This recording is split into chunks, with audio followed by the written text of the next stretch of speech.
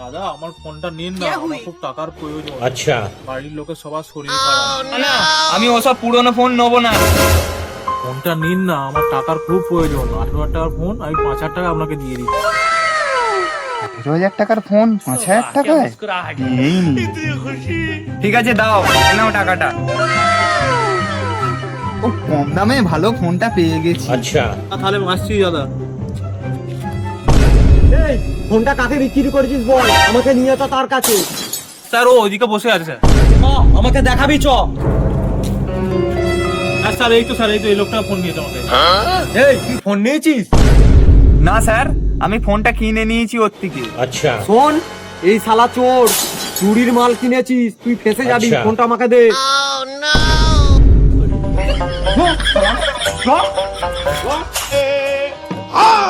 সকালবেলায় 5,000 টাকা চলে গেল।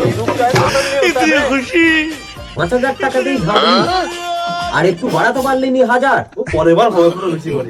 এখন দিয়ে আমার ফোনটা দিয়ে। চল চল চল চল চল।